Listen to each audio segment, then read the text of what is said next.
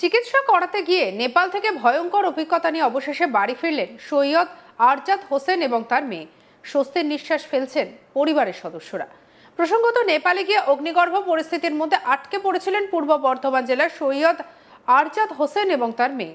মেয়েকে নিয়ে নেপালে চোখ দেখাতে গিয়েছিলেন পূর্ব বর্ধমান জেলার বর্ধমান ১ নম্বর ব্লকের সরাইটিকর এলাকার বাসিন্দা সৈয়দ আরজাদ।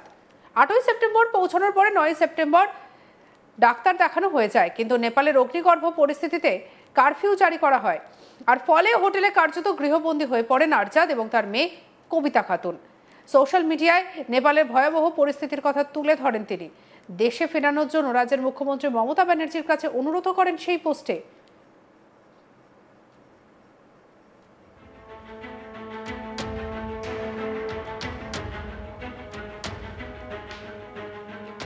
নেপাল ফেরত পর্যটক সৈয়দ আরজাদ হোসেন কি বলছেন শুনবো।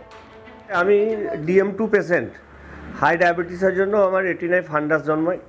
তো আমি DM2-র জন্য কন্টিনিউ ব্যাঙ্গালোরে দেখাই। তা ওরা ওখানে বলে যে এটা আপনার রেটিনাতে যেহেতু সমস্যা হচ্ছে রক্ত জমার জন্য, তো ওখানে ইঞ্জেকশন নিতে হবে। আমি বিগত জুলাই মাস থেকে যাচ্ছি, ওখানে প্রতি মাসেই ইঞ্জেকশন হয় 1 মাস পর পর।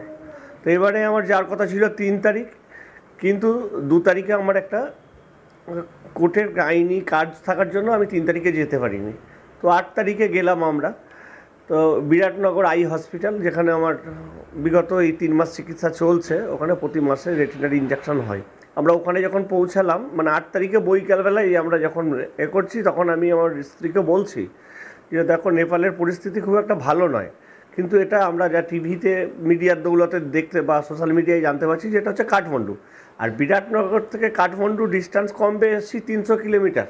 তো আমরা দেখলাম ওইদিকে হচ্ছে নেপালের রাজধানীতে, তো এদিকে তো আমরা ইন্ডিয়ার একদম লাগোয়া, এখানে হয়তো ওই আঁচ পড়বে না, সেই বলেই আমরা চলে যাই।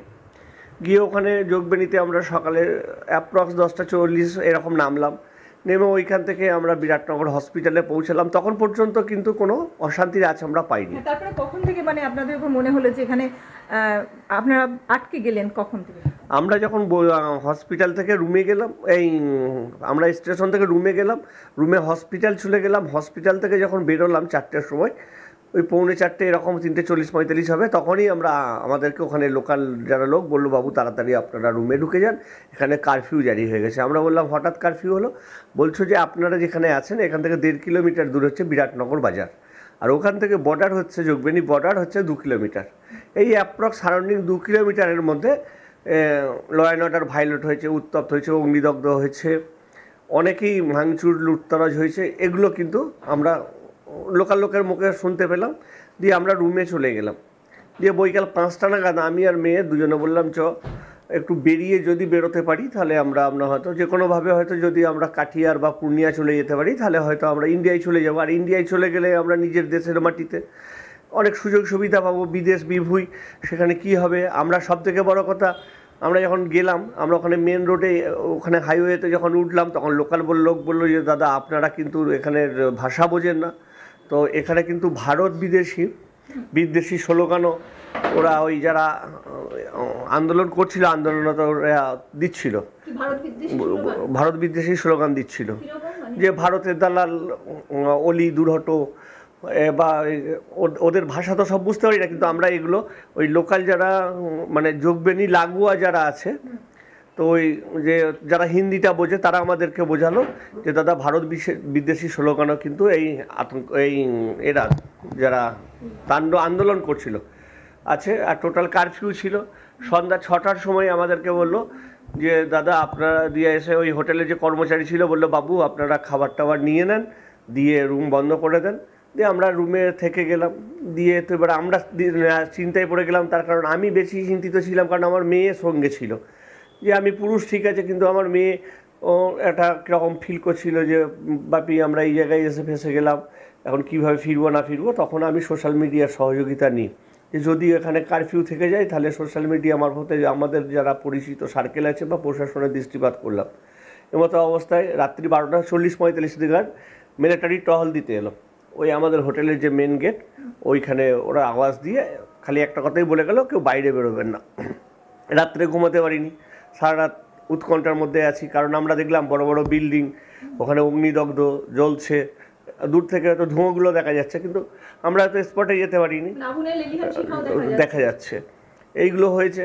আর সব থেকে বড় বিভীষিকা মনে হলো কি, যে রাস্তাতে কোনো লোক নেই। আমি যোগবেনী বর্ডারে ছবি তুলে এনেছি, আমি যখন পৌঁছালাম ওখানে হাতে গোনা 10-12টা লোক, যেখানে অন্তত সবসময় ওই বর্ডারটা ক্রস করতে গেলে আমাদেরকে 20 মিনিট ওয়েট করতে হয় লাইন দিয়ে।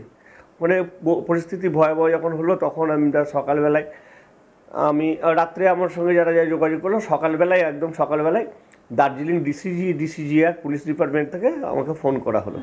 মানে আমার এই বর্ধমানে পরিচিত যারা আত্মীয় বন্ধুবান্ধব আছে বা সোশ্যাল ওয়ার্কার যারা আছে, আমি বিভিন্ন সোশ্যাল ওয়ার্কারের সঙ্গে আমার যোগাযোগ আছে, আমি নিজেও একটা এনজিওর সঙ্গে যুক্ত, তো তারা ওই নবান্নে যোগাযোগ করার পর দার্জিলিং ডিসিজিআরকে কন্ট্যাক্ট করে। ওরা আমাকে ফোন করলো যে আপনি কি সৈয়দ আরজাদ হোসেন? আমি বললাম হ্যাঁ। বললো আপনি কোন জায়গায় এক্স্যাক্ট আছেন?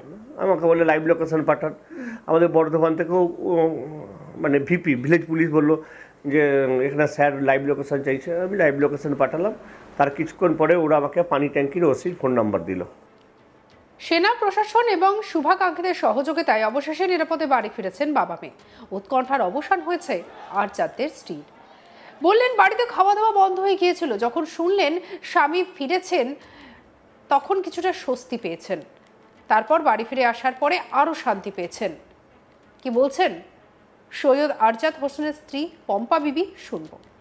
স্বামী ওখানে রয়েছে, মেয়ে ওখানে রয়েছে, খুবই চিন্তার মধ্যে কেটেছে। মানে খাওয়া নেই, রান্না আছে অথচ খাওয়া হচ্ছে না, ঘুম নেই, মানে সব সময় যে আতঙ্কের মধ্যে আছি, কোন সময় কি খবর আসবে, সব সময় যোগাযোগ করতে পারছি না। তারপরে যখন কথা হলো কখন, মানে যোগাযোগটা তো বন্ধ ছিল, তারপরে মেয়ের সঙ্গে কথা হচ্ছে, কিন্তু সেই নিচেই গেলে ভালোভাবে কথা হচ্ছে, পুরো কথা বুঝতেও পারছি না। বারবার ডিস্টার্ব করতেও কেমন লাগছে, যে ওরা কেমন পরিস্থিতিতে আছে না আছে সেটা তো বুঝতে পারছি না। যখন সকালে বলল যে মা আমরা বেরিয়ে যাচ্ছি মামনি, তখন আমি খুবই আনন্দিত যে যাক ছেলেরা স্বামী দুজনে সুরক্ষিতভাবে আসছে বাড়ি। তখন বাড়ি আসার পরে খুবই আনন্দ হলো যে ওরা হেফাজতের মধ্যে ছিল, কোনো কিছু হয়নি, খুবই ভালো। প্রসঙ্গত অশান্ত নেপালের পরিস্থিতি কিছুটা হলেও নিয়ন্ত্রণে এসেছে। অন্তর্বর্তী সরকারের প্রধানমন্ত্রী হিসেবে শপথ নিয়েছেন দেশের সুপ্রিম কোর্টের প্রাক্তন প্রধান বিচারপতি সুশীলা কার্কি। প্রধানমন্ত্রীর কুর্সিতে বসে ছোট করে ক্যাবিনেট বৈঠকও করে নিয়েছেন অন্তর্বর্তী সরকারের প্রধানমন্ত্রী। সূত্রের খবর, আগামী 6 মাসের মধ্যে দেশে নির্বাচন করানোর ব্যাপারে লক্ষ্যমাত্রা নিয়েছে অন্তর্বর্তী সরকার।